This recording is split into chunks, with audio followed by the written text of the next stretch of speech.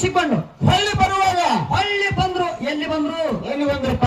ಅದೇ ಡೊಳ್ಳಾರ ಭೂಮಿಯಾಗ ಹಾಸಿ ಮತ್ತೆ ತಮ್ಮ ಸ್ಥಾನಕ್ಕೆ ಹೋಗಾಡಿದ್ರು. ಹೌದು. ಹೋಗು ಸಂದರ್ಭದೊಳಗ ಏನೈತ್ರಿ ಸರ?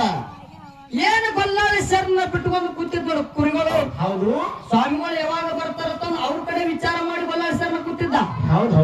ಆ ಹೇಳಿದಾಗ ಸ್ವಾಮಿಗಳು ಬಂದ್ರು. ಹೌದು. ಸ್ವಾಮಿಗಳು ಬಂದು ಹುಡುಗನ್ ನೋಡತ್ತಾರ. ಅವ್ರು ಏನಂತಾರೆ ಸರ? ಹುಡುಗರೇ ದುಡ್ಡು ಕೊಟ್ಟಿತ್ತು. ಹೌದು. ಲಿಂಗ ತಗೊಂಬರ್ತ ಹುಡುಗರ ದುಡ್ಡು ಕೊಟ್ಟಿತ್ತು. ಹೌದು.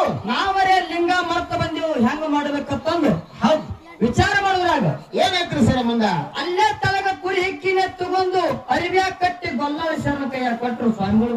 ಏನ್ ಹೇಳಿಕೊಟ್ರಿ ಸರ? ಇದನ್ನ ಎಲ್ಲಾ ದೇವ್ರ ಪೂಜೆ ಮಾಡಿದಂಗ ಜಗಲಿ ಮ್ಯಾಗಿಟ್ಟು ಪೂಜೆ ಮಾಡಂಗಿಲ್ಲ. ಹೌದು. ಎಲ್ಲಾ ದೇವ್ರನ್ನ ಜಗಲಿ ಮ್ಯಾಗ ಹೆಂಗಿಟ್ಟು ಪೂಜೆ ಮಾಡ್ತಾರ. ಈ ಲಿಂಗ ಓದು ಜಗಲಿ ಮ್ಯಾಗಿಟ್ಟು ಪೂಜೆ ಮಾಡಂಗಿಲ್ಲ. ಇದನ್ನ ಹೆಂಗ ಮಾಡ್ಬೇಕ್ರಿ? ಈ ಲಿಂಗ ಓದು ನಿನ್ನ ಕುರಿ ಹಿಕ್ಕಿ ಡಿಕ್ಕಿ ಒಳಗಿಟ್ಟು ಹೌದು ಮುಚ್ಚೆ ಮ್ಯಾಲ ದಿನಂಪ್ರತಿ ಹಾಲು ಏರಿ ತಂದು ಹೌದು ಹಿಂಗ ಸ್ವಾಮಿಗಳು ಹೇಳಿ ಕೊಟ್ಟು ಹೋಗ್ಬಿಟ್ರು. ಅವಾಗ ಗೊಲ್ಲಾಳಿ ಸರ್ನ ಏನ್ ಹೇಳ್ತಾನ್ರಿ? ದಿನಂಪ್ರತಿ ಹಾಲಿಗೆ ಹೋಯ್ತಿದ್ದ, ಮನಿಗೆ ಹೋಯ್ತಿದ್ದ. ಹೌದು. ಸ್ವಾಮಿಗಳು ಹೇಳಿದ ಕೂಡಲೇ ಹಾಲೆಲ್ಲ ಕುರಿ ಹಿಕ್ಕಿ ಡಿಗ್ಗಿಗೆ ಹೌದು ದಿನಂಪ್ರತಿ ಸುರ್ಲಾಕತ್ತಿದ ಬಂಧುಗಳು. ಹಿಂದಿನ ಹಾಲೆಲ್ಲ ಕುರಿ ಡಿಗಿ ಸುರಾಕತ್ತಿದ್ದ. ಆಗಿನ ಹೇಳಿದಾಗ ಹೌದು ಅವ್ರ